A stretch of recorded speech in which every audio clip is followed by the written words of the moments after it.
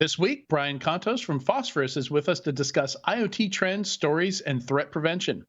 Then Isabel Hochia from the International Association of Privacy Professionals joins us to talk about privacy in Europe and why it matters.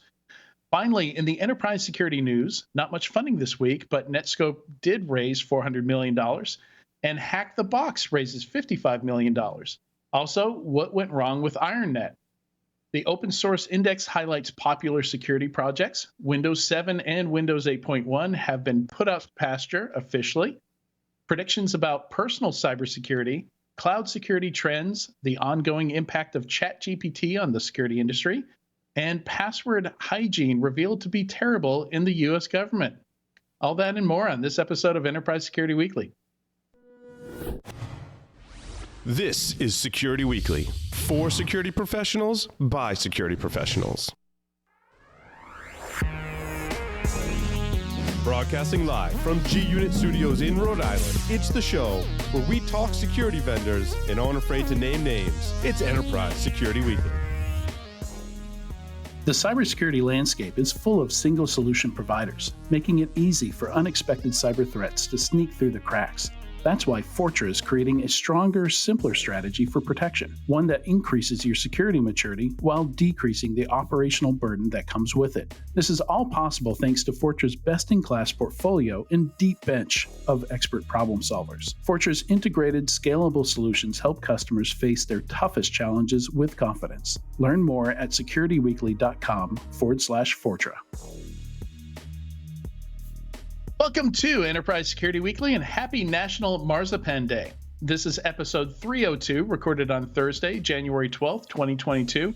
I'm your host, Adrian Sanabria, and joining me today is the professor of pandemonium and the mayor of mayhem, Tyler Shields. How are you, Professor?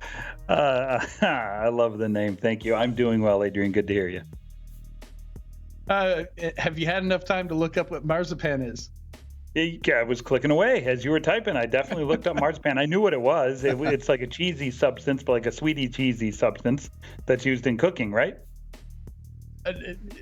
I wouldn't describe it as cheesy, but got the like consistency of it. It's almond based. Yeah, it's like a paste. I can see why you would call it cheesy, but yeah, the taste is nothing like cheese. I kind of grew up with it, so I love it. And so I was thinking, like, when I was thinking cheesy taste or cheesy consistency, I was thinking like a mozzarella. Okay. Yeah, I mean, certainly cutting into it, yeah, I can see that. But certainly when you put it in your mouth, you're not going to think cheese. I know it from, and correct me if I'm wrong, and all the Italians out there will correct me if I'm wrong here, but if I remember right, marzipan is used in maybe cannolis or some of those Italian sweets I grew up on. Yeah, so I actually have a question. Let me introduce our next co-host because I have a question there. So also joining me is the Czar of Zero Trust, the Sultan of Substack, Katie Teitler. How are you, Katie? I'm baffled by your understanding of marzipan, Tyler. Baffled. So in North Boston, there's a place called Mike's Pastries. Is that right? There is Mike's Pastry. Yep. And if you go in there, they have all these tiny little marzipan creations where they dye the marzipan. It's like little hot dogs and hamburgers and all kinds of cute little, like they don't even look edible. They look so good, but they're all made out of marzipan, right? Yeah, 100%. I grew up on marzipan cookies in the Italian neighborhoods where I grew up. So and I had to Google them to remember them because I'm so old. But as soon as I Googled it, I'm like, yeah, those are the things I ate growing up. Yeah, so my mom is the biggest fan of marzipan. In fact, if she doesn't get marzipan for Christmas from us, she is not happy. So yeah, definitely marzipan is a thing. That is the voice of the Baron of Bloodhound, the Pirate King of PowerShell himself, Sean Metcalf. Hi, Adrian. How's it going? It's going so good. Last week birds, now it's marzipan. So we've shifted from the outside to the indoors and the sweets. You know, it is also National Curried Chicken Day, though. Because I had to look it up just to guess which Adrian was going to go for. So we could have gone savory. And fun fact, chicken is a bird. I looked it up. Chicken is a bird. And we connect to last week. Well done. Yes. I did. I was tempted to go that way, but it just, I mean, there's nothing funny about it. Like it's curried chicken. Everybody loves curried chicken. Like Marzipan was definitely the more interesting pick, I think. And it's funny, Sean, you mentioned Christmas, because that's how I got into Marzipan. Is every year my grandparents in Puerto Rico would send up like a care package, a box of stuff every Christmas. We get some coquito, we get some marzipan, we get some brazo gitano, which is like a jelly roll, like imagine a single layer of cake, and you spread jelly on it, and then roll the whole thing up, and then cut it into slices, and that's a brazo gitano. And sounds amazing. Yeah, it was just something I look forward to every Christmas. Of course, I did. When I was growing up, I didn't get to indulge in the coquito. It's like a alcoholic eggnog. Yeah. Oh, it's delicious. Yeah. Yep. My wife Candace was in Puerto Rico just after Thanksgiving, and she picked up a bottle of coquito and brought it back. And we have a good friend who's Puerto Rican who made it fresh, and it's amazing. It's so great. Very good stuff, indeed. All right, we've got a quick announcement here. Thank you for listening or watching our podcast. We want to ensure we are creating the most relevant and useful content for our audience across our network.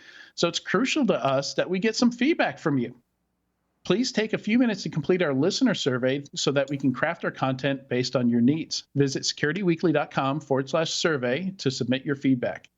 And we meet weekly and we talk about this stuff, and this isn't something that's, if you take the time to submit this, be assured it's going to get looked at. We're going to take your thoughts into consideration. All right, so today's first interview, the topic is IoT, OT network device attacks, trends, stories, and threat prevention.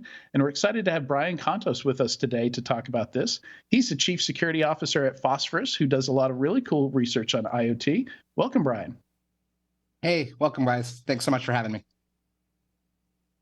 Yeah, absolutely.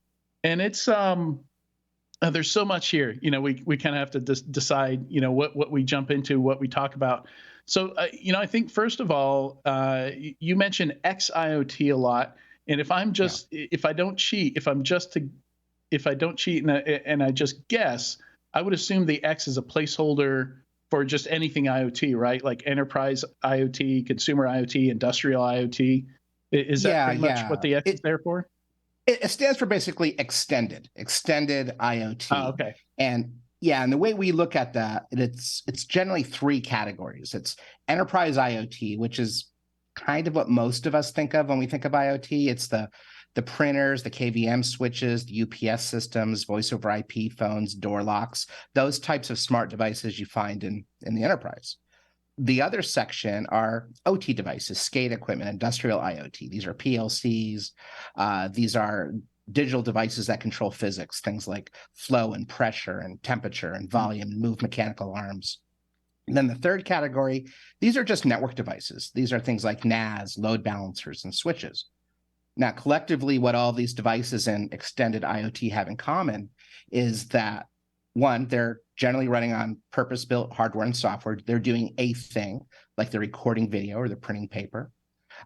They're lacking the ability to put some type of traditional IT security tool on them, like an endpoint security control, antivirus, anti-malware controls like that. And because of that, it opens them up to a high level of risk. So these purpose-built devices running purpose-built firmware that you cannot install security controls on, that kind of fits in our world of what we call xIoT. Now, would you include medical devices in there as well, or is that more of a different category? I would. In fact, so if you look across like healthcare providers, payers and services, certainly on the research side of it, you've got pharmaceuticals. So they have a whole bunch of batch manufacturing juxtaposed to a car assembly line, which is more discrete manufacturing. So they've got those devices. But for the provider side, everything from an MRI machine to insulin pumps. While we don't focus particularly on devices that go inside people, there's a lot of smart devices now that can be inside the human body. Also smart buildings, smart ships, smart cities. There's military equipment as well. So this is a very extensive and rapidly growing environment in xIoT. Before we jump into any specific examples here, at the, as we neared 2023 and people started posting their prediction blog posts and stuff like that, I look back a couple years because every now and then I think, I wonder what we were predicting a couple years ago and how accurate some of those predictions were. And there was a lot of IoT. If you go back 3 to 5 years, maybe even a little further than that, everybody was really worried about IoT devices coming into the home. And I found it interesting because, to me, I don't know. I guess I didn't really see and maybe criminals didn't either, see the motivation there, a way to make money off that stuff. And I feel like that never really came to pass. And we have seen a lot of that, but more with like the industrial and enterprise IoT stuff. I feel like, is that just my perception, or how much of that rings true to you? Yeah, I think historically that was really accurate. And I will just say one little plug before I get in there, that we're just coming out of the holiday season. And a lot of devices that people got over the holidays, they got this cool new IoT personal device. They're taking them back into the office. Now, these devices, while they wouldn't traditionally be used in enterprise, we see crossover with like printers and cameras. There are some devices that cross over, and there's some devices that don't. So sometimes you're introducing a personal device into a enterprise, and then it just kind of throws everything out of whack because it's really easy to get them online, and we'll kind of get to that in a moment. But the first thing I'll state is volume, right? So just to do some comparisons, there's about 10 million servers in the cloud. All right, and I'm not counting virtual machines. I'm actually counting just physical servers. That's roughly about the number of horses. There's a few more horses, but just to use some type of a comparative number. When you look at devices that are desktops and actually have a keyboard, laptops, desktops, et cetera, there's about 5 billion of those, right? And there's a few billion more people than that. So we're going from horses to people, from cloud to endpoint. But now we look at xIoT. There's about 50 billion plus xIoT devices. And while the number of devices with keyboards is going down extremely rapidly, the number of xIoT devices is increasing even faster than that. So we're seeing them absolutely everywhere. So what does that mean? From a cyber criminal perspective, from a nation state attacker perspective, there's just a very rich target environment for them to go after. And if you think about it, most of these devices on the enterprise level, they're Linux servers. They're running Ubuntu. They're running BusyBox. They might be running BSD on the network device side. They might be running VxWorks or some other type of real-time operating system on the OT side. But these are relatively common operating systems, and by and large, Linux is the most common. Now, the other thing to think about is these aren't necessarily underpowered devices. I've seen security cameras that are more powerful than my laptop. They have more memory, better CPU, they have large storage capability, internet connectivity, all the things that you'd want, but they just happen to be security cameras. So there's a number of types of attacks that we think about when we think about xIoT. The first one is just opportunistic stuff. And we can go into a few examples, but opportunistic attacks is, hey, I'm just going to take your device and turn it into a botnet. Okay, fine. And we see that across OT, we see that across IoT and network devices. The second type of attack is I'm going to cause a physical issue. I'm going to unlock a door. I'm going to use a security camera to spy on you, recording your audio and video and piping it out. I'm going to impact an OT device and make it spin out of control or something catch on fire, something that's going to cause a physical issue. The third category, and this is the one that's really been picking up steam in the last few years, are pivot attacks. And a pivot attack is essentially, I might get in for a traditional phishing attack and get onto someone's laptop, but I know I'm going to get caught because you've got endpoint security and network security and application security and data security. So if I want to maintain persistence and evade detection, I want to look for an xIoT device to hang out. And we'll get into some of the stats, but the interesting thing about that is there isn't going to just be one. There's going to be thousands or tens of thousands. And the good part for the attacker is most of those devices have default passwords. They've got old firmware. They're running all types of protocols, so they're easy to access, and no one's watching them. So they get access to these devices now. They got in through IT. Now they pivot to xIoT, and they use xIoT devices to maintain that persistence, evade detection, while attacking the IT devices, such as stealing sensitive data and exfiltrating it out. Again, They're Linux servers. They can run SSH. They can run SCP. They can run FTP. They can run TFTP. They can install tools. So these are very capable systems. And that's kind of the category of what we're seeing. And I think that's how things have changed in the last few years, from like the Mirai botnets of the world were just very opportunistic, to now we have very targeted attacks by cyber criminals that have learned how to monetize the exploitation of these devices, as well as nation states that are now building purpose-built tools to find, attack, compromise, and control xIoT devices. So it's a completely new world in this space.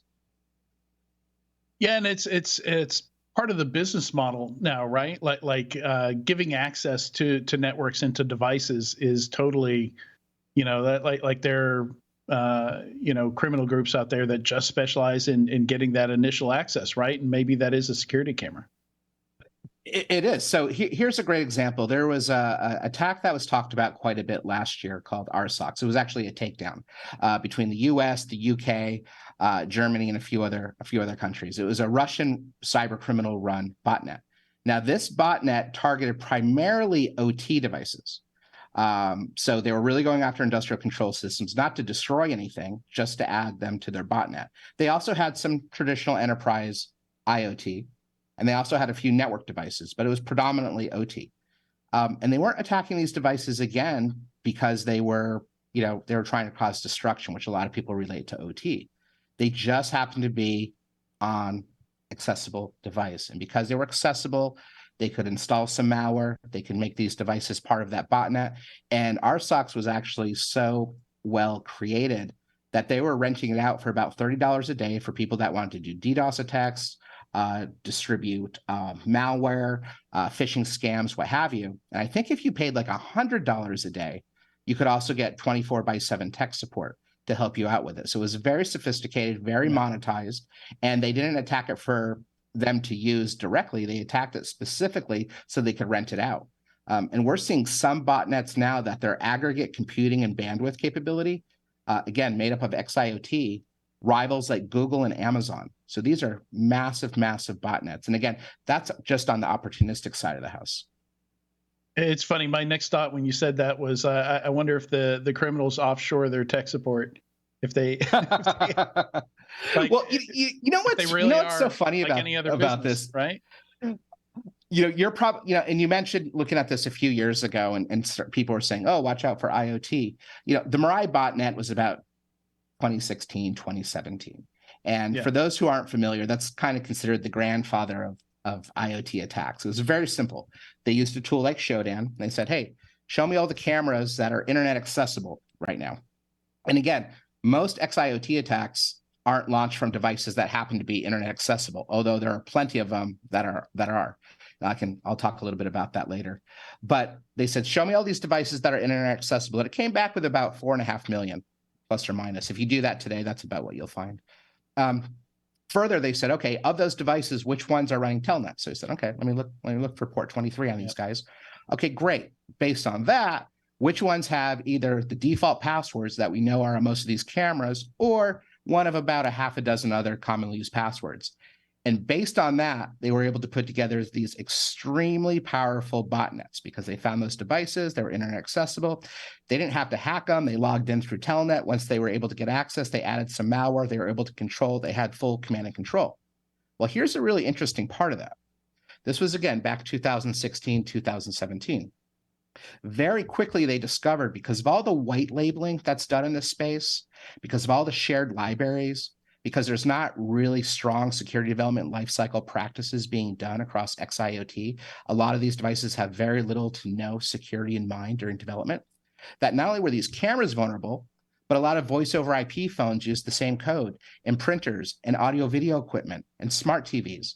So now, instead of just 4.5 million security cameras, they had tens of millions of different devices that, again, just happened to be internet accessible, running these default passwords with these same types of issues on them.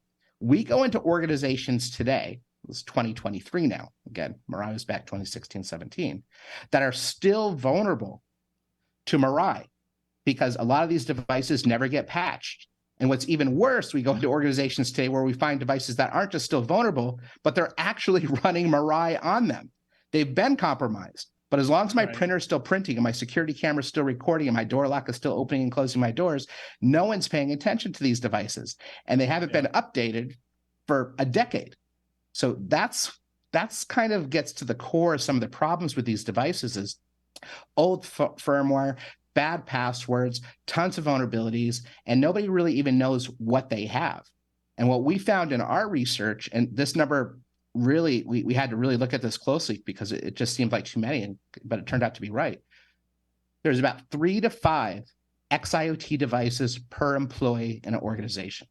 So a 10,000 person organization has somewhere between 30 to 50,000. Now there's a bit of a bell curve for that. Law firms, for example, they're going to have a little bit less. Retailers are going to have a heck of a lot more. In fact, a lot of these big box warehouses, stores, they have over 10,000. And there's stuff that I had no idea was online. We're finding ovens and cleaning device like dishwashers that are running Linux. There's a lot of Ubuntu out there. It's usually Ubuntu 10 from like a decade ago for some reason. They found one and they just stuck to it. Deep fryers, like who thought of that, right?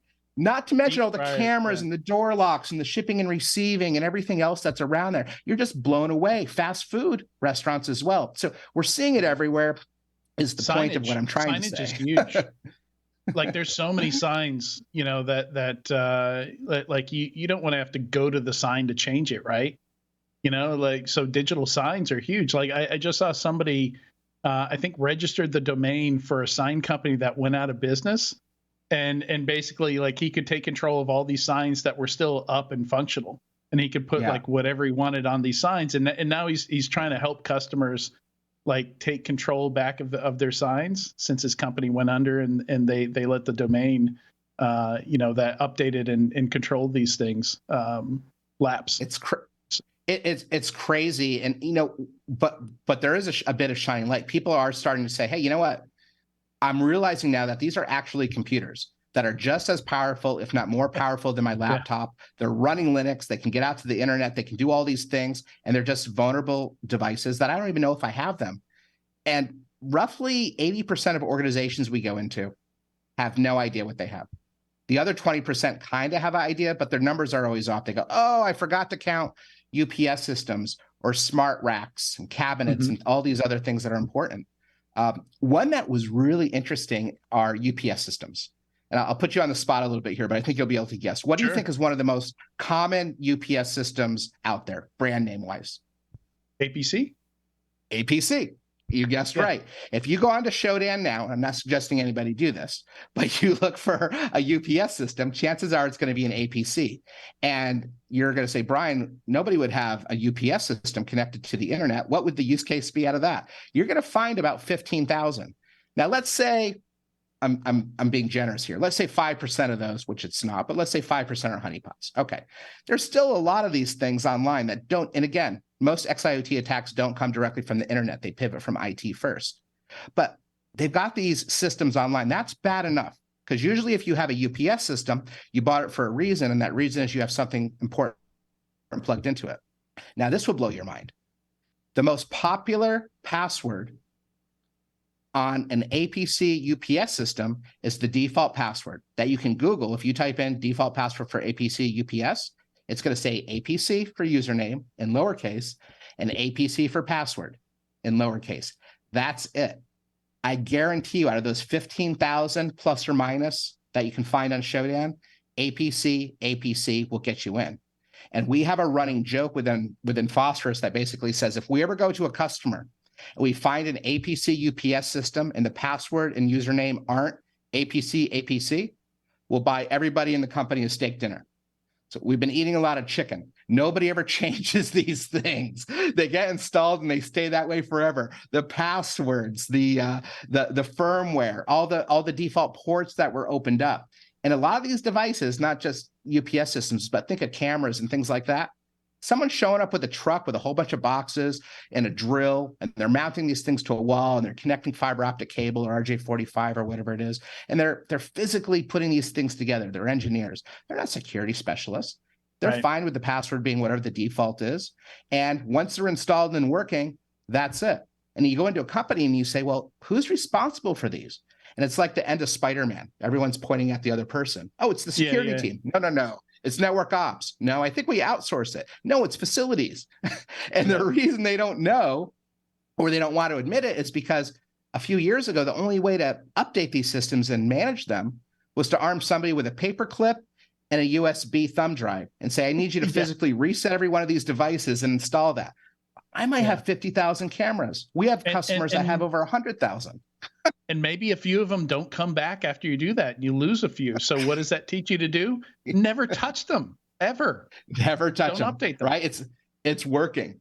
And that takes us back to what we initially discussed. Cyber criminals. We talked a little bit about our SOCs. That was a very basic one. They're taking note of this. But there's a new attack that came out that Mandiant discovered at early 2022 called Quiet Exit. And it basically follows that pivot philosophy that we talked about before. They get in through a phishing attack, probably, through email, social media messaging, whatever. That's just the easiest point of entry. A large company, you're going to get in through a phishing attack, period. So they get in. Once they get there, to maintain persistent evade detection, they look for xIoT devices. And they know there's not going to be one, there's not going to be hundreds, there's going to be thousands or tens of thousands they can camp out on.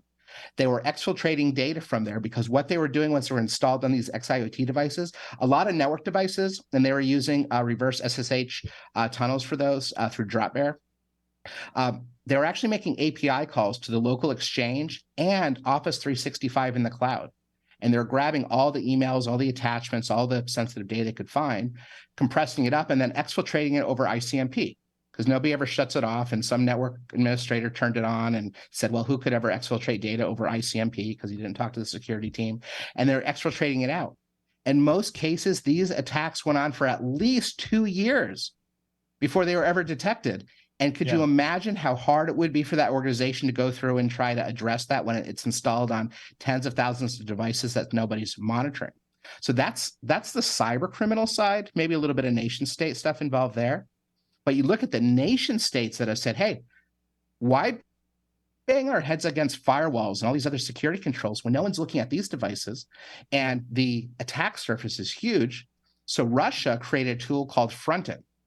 And Fronten was specifically designed to find, attack, compromise, and control xIoT devices to whatever your end goal is, usually sensitive data theft. Unfortunately, this was built by contractors for the Russian FSB. It wasn't very well secured. Digital Revolution Hacking Group discovered that they had this tool. They said this is something far too powerful to be in the hands of the Russian government, the FSB, and they stole it. And they actually uploaded it to a bunch of your favorite torrents. I won't say where you could find it, but most of our listeners probably know where they can find tools like that. And if you speak Russian, or you can use Google Translate from Russian to English or whatever language you want to do, you too can have a military-grade xIoT hacking tool. That's probably one of the best tools out there for discovering your xIoT devices as well, because you have no idea what you have. And these are really powerful tools. So again, they've taken interest. And the reason they're putting time and resources, the cyber criminals in the nation states, is because it works and no one's looking. Wow. Yeah. So somebody in the chat asked, well, what can you do with a printer with an open port? And it reminded me of a story. And before I tell the story, I think it's an excellent point that they bring up. Maybe not intentionally, but a lot of these devices have different characteristics. A printer can print things. A camera can see things.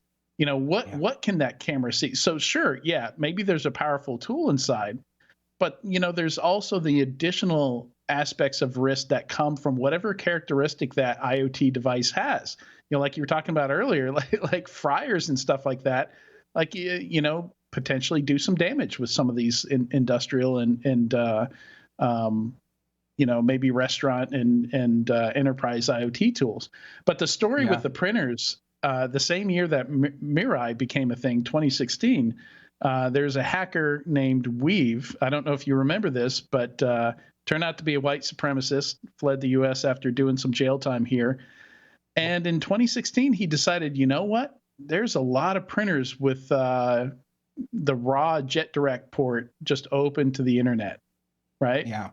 So he just started sending Nazi Nazi propaganda to all these printers, and universities all over the U.S. and all over the world had this neo-Nazi propaganda just spitting out of their printers. And it's again, it's the same reason that Mirai worked. Like this stuff had been sitting on the internet vulnerable, and this isn't even a vulnerability. It's just, if you've ever scanned your home network and you have port 9100 open, you've probably noticed every time that scan runs, you get a printout with just like, some random stuff on it. It'll print whatever you send it. And it just took, this guy to realize, hey, like, here's an opportunity. I can just write a script that will send this propaganda to any printer in the entire world. And there were millions at the time, millions of printers had that port open. So, well, printers are interesting. They're pretty interesting because we like to say they're promiscuous. Every time I look at a printer now, I think of Nelly Furtado's song "Promiscuous Boy." I don't know why. That's me. There's a glitch in the matrix. So when I see and the reason, what I mean by promiscuous with these guys is they want to be connected to. They want you to print, and they want you to print because they want to sell you more ink. So they come default with wired and wireless open, Bluetooth, sometimes Bluetooth low energy, BLE. They've got Telnet, they've got SSH, they've got FTP, TFTP, HTTP, HTTPS, so on, so on, so on. So they want to be connected to, they want to make it easy. And that's a good thing from an operational perspective. You don't want it to be hard to get connected, but it leaves all that open. Also, the bigger enterprise printers, they've got about an 80 gig hard drive. By today's standards, that's not big, it's not small, but it's good enough to install a bunch of tools, download and steal a bunch of data, and exfiltrate it out. And again, they're just Linux servers. There's no real weirdness about it. When you log in, and whether it's BusyBox or whatever it is, you have all the same controls and capabilities that you would have running Linux on your laptop. So when they get in these printers, organizations don't just have one. We have a hotel chain that's a customer of ours. They have over 50,000 printers, just printers, all different shapes and sizes. And they didn't really even have their arms around how many printers they had, let alone which version were they on, what ports were open, did they have strong passwords? And you start getting into passwords. Again, that's the easiest way to get into these devices. 50% of all xIoT devices are running default passwords that you can Google and find within less than a second, just like we talked about the APC UPS. So again, if you're a 50,000 person corporation, or I'm sorry, 10,000 person corporation, you've got 50,000 xIoT devices. That means I've got 25,000 plus or minus Linux servers with default passwords running around my network. If I told you had 25,000 IT devices, you'd jump off this right now and go fix them. You're like, that's insane. But that's the reality of it. And that's why, again, the nation states and the cyber criminals are really perking up around this thing. But if that's not enough, we take security cameras, which are by far one of the most compromised. We're working with a casino that noticed that they were compromised. And I'd love to say it was from some security analysts, but it was the person that pays their power bill.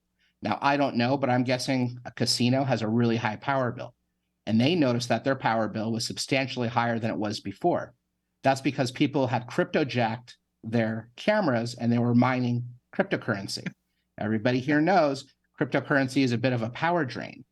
And it was so much of a power drain, it was so successful on all these cameras that they noticed, hey, our power bill is going way up. So you see things abused like that. But I think that's go ahead. That's kind of poetically beautiful, though. Like making money off casinos' surveillance cameras. That's poetry right there. Yeah, I feel like. I mean, it's so fun. You go into some of these organizations, and I see it in the DoD side, sometimes in some of the civilian agencies as well. But you've got some cameras that their only job is to monitor that other cameras are still there and no one's messing with them. So they got a lot.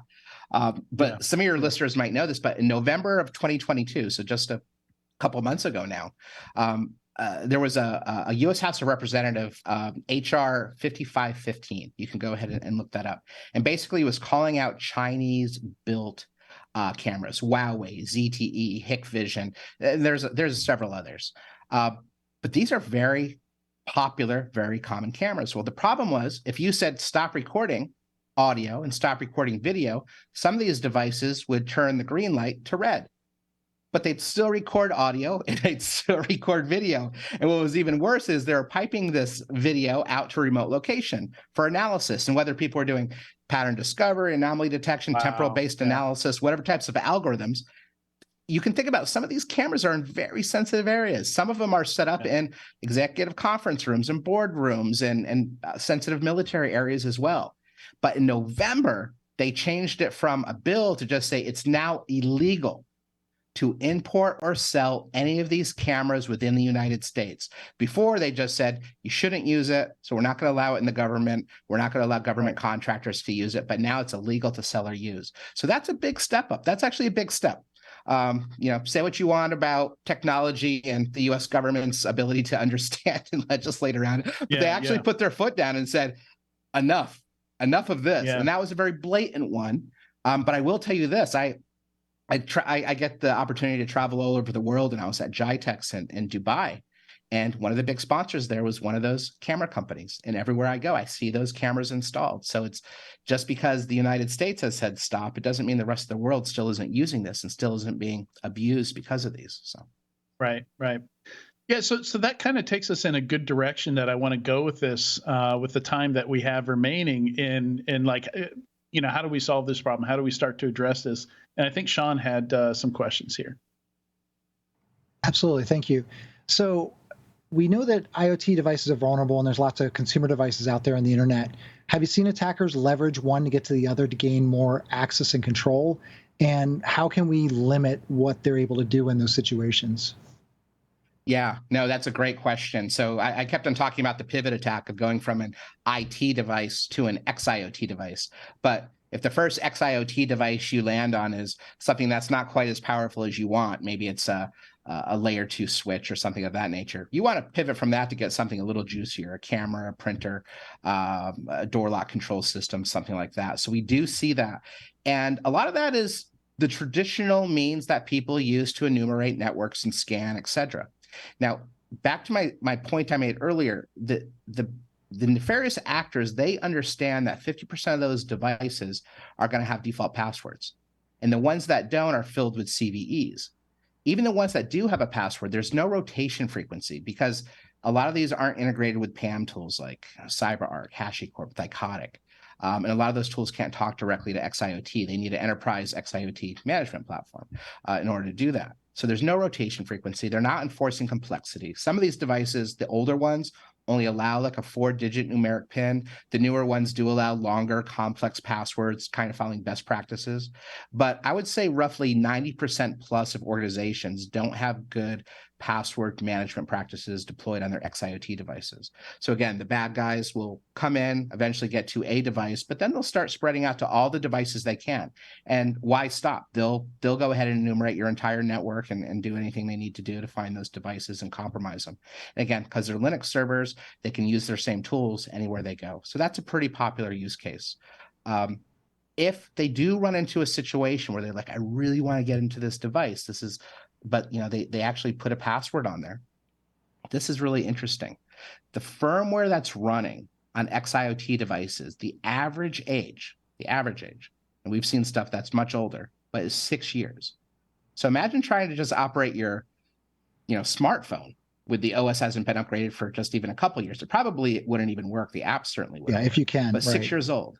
Yeah, so 75% of these devices, forget the passwords now, are running 6-year-old firmware. And the other 26%, 74% of the firmware is actually end of life. I'm sorry, I'm getting my numbers backwards in my head. 26% of the firmware is end of life. 74% of the remaining firmware is average 6 years old. So that end of life firmware, you can't really do anything on those devices but try to harden them. Turn off those extra services, make sure you've got good password rotation, manage your certs. Almost all the certs are expired or self-signed or cryptologically insecure, expired. So this is basic hygiene stuff. And then when you go beyond that, what you find is because it's got that old firmware, like I said, that 26% end of life firmware and 74% is over 6 years old, you find that about 68%, almost 70% have level 8, 9, and 10 CVEs. So what's that mean? It means half the time I'm just going to be able to log in with absolutely no problem at all. Boom, I'm in. The other half of those systems, there's a good chance that they're going to have a bunch of ports open. There's going to be a high level vulnerability, probably a level 8, 9, or 10. so even some criticals. And I'm going to be able to exploit that with relative ease and get access to that system. And that's a pretty interesting situation. Now I can jump between KVM switches and lights out management, UPS and printers and door locks and voice over IP phones and everything else with great ease. So again, a short answer to that is absolutely they do that. And they want to get embedded in as many devices as they can to maintain persistence and evade that detection. So one of the things that you mentioned is hygiene. Obviously, hygiene on these systems, disabling unused protocols, ports. We know that doesn't happen, right? And IoT device management is obviously a problem. Azure and other cloud providers have an IoT platform. Certainly, there's personal IoT devices that are brought in and connected in a corporate network, as you mentioned, in a company, and also the necessary corporate devices as well. You mentioned the devices from APC and others. But what's the answer to all these unmanaged IoT devices in corporate environments for both the personal ones and the corporate ones that need to be there? Yeah. So there's a new breed of security solution out there. It's not a firewall. It's not a vulnerability scanner. It's not a SIM. They're called enterprise IoT security platforms, or if I was to name it, it would be enterprise xIoT security platforms. And what these devices do is they're usually VMs. They've been Dockerized. I've seen a lot of them that can run in the cloud as well, or you can run them on-prem, but you usually run them on-prem, to be honest. And they operate as kind of a combination of a traditional scanner, although they're not scanning for vulnerabilities, and maybe an asset management solution. And what they try to do is they sort of step through your environment looking for anything that falls into the xIoT category, so that at least you know what you have. Okay, now you've gone ahead and you said, okay, I've safely and as accurately as possible, certainly more accurately than I had before, I've identified these devices. Now, a lot of the old school systems that some people have tried to use for IoT, it breaks. And these are great solutions. I'm talking about Qualys and Tenable and Rapid7. They were never designed for this. So if you unleash IT security controls, scanners and things of that nature in this world, you end up knocking things over, especially in the OT SCADA world. No one's going to let you go into their SCADA environment and sort of do these things. So you need something that's actually purpose-built and can actually communicate in the language that all these devices do. Now, if you're able to do that, then you can have sort of active discovery. Well, people say, well, what about sniffing? What if I use some of the solutions to just sniff traffic? Sniffing traffic's fine, but again, you're talking about tens and tens and tens of thousands of xIoT devices, that's a lot of taps. That's a lot of span ports. That's a lot of investment in your switching infrastructure to make sure you can do that. Generally speaking, it's too expensive, and a lot of the communication's encrypted. So if you're actually trying to determine what a device actually is, and not just say, oh, I saw a JetDirect port, it's probably a printer, but you're not really sure. In this world, you have to be 100%, because if you go to the next step, which is remediation, which is upgrading firmware, rotating passwords, hardening devices, updating certs, you don't want to turn someone's $2 million MRI machine into a $200 HP BubbleJet printer. People tend to get upset if you do that. So if you have really, really accurate discovery, which a lot of these platforms do, you can find out what you have, and then you can take it to the next step. Now I want to update all of my cameras in building A at midnight tonight, or I want to do all my printers from version 6 to version 7. Or there's a log4j vulnerability on version 7 of my printer's firmware. They're not going to have version 8 out for another 6 months, but everybody and their cousins looking for log4j vulnerabilities, so maybe I even want to downgrade that. That would be completely unheard of in the days of paper clips and USB thumb drives, because you'd have to arm a football team of people with it to go fix these. So you just never do it. But now you can actually move pretty quickly around that upgrading, downgrading firmware, and knows how to follow the upgrade path. Like I can go from 6 to 8, or I have to go 6, 7 to 8. So if you have active discovery that's actually interrogating these devices and understanding not just IP and MAC address, because that's not actually a good measure for these devices, but things like what's your serial number, what's your firmware number, what are you using for your passwords, what's all the metadata that I have to know so I can accurately understand what you are, and I can then say, well, do we want to turn off clear text protocols? Do we want to upgrade your firmware? Do we want to enroll this device in a PAM solution like a CyberArk so we can rotate the password every 90 days and force a complex password? That's the solution. And if you think about it, this is security like back from the early 90s. Tell me what I got. When I find it, make sure it's got good passwords and change those passwords. Make sure you keep it up to date and patched. Turn off extraneous services and make sure you've got a solid cert. This isn't crazy stuff. We're just taking the basics, the bare bone basics of IT, and now applying it to the xIoT world. And that's really how you get your arms around this. And it's actually a pretty slick approach to it. And again, it's a completely new arena, but it's one that if you ever go to the IoT hacking villages at DEF CON and things like that, that's kind of the solution to these problems, right? Beyond, dissecting stuff and pulling apart the hardware and seeing if I can fuzz something. That's all great. That adds a ton of value. But operationally in an enterprise environment, how can I affect change at scale? And these xIoT security platforms or IoT security platforms, this is kind of what they do. Yeah. And that's I think it's one of those things where we just have to get people to focus on the issue enough. You just always have that issue. Well, my IoT devices haven't bit me in the butt yet. So I'm just going to wait until that opportune moment when we have a breach to say, oh, okay, now we'll do it. But the stories of this stuff being installed for years and siphoning off emails and stuff like that.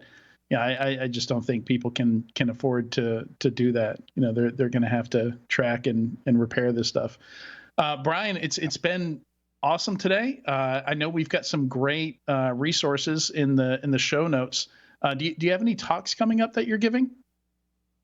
Yeah, a ton of talks. So I've got a bunch of B-sides that I'll be at and future cons. But we're going to be at the big S4 conference is the newest one coming up, and that's going to be out in Florida, Miami, Florida. Yeah. Mm-hmm. Yeah, I've heard a lot of good. Anybody things about wants that. to? Oh, sorry. If anybody wants to come check it out, we set up a really cool both virtual and physical capture the flag with a bunch of devices, and all the way from sort of beginner level people to really advanced stuff. So if anyone's going to be out there at S4, great event, come by. I guess we have a whole room. Phosphorus has a whole room there, but I'll be there. We'll have an awesome capture the flag thing. We're going to do some really fun stuff. So if people actually want to get hands-on and seeing how easy and fun, to be honest, it is to hack these devices and mess around with them, and they want to actually enroll in the capture the flag competitions, and there's prizes and stuff like that, please come on by S4. Happy to, and ask for me, and I'm happy to show you some stuff. That sounds like a blast. Brian, thank you so much for joining us on Enterprise Security Weekly today. Thank you. This has been a blast. Appreciate it. All right, stay tuned. When we come back, we're going to talk perspectives on privacy in Europe with Isabel Hochia from the IAPP.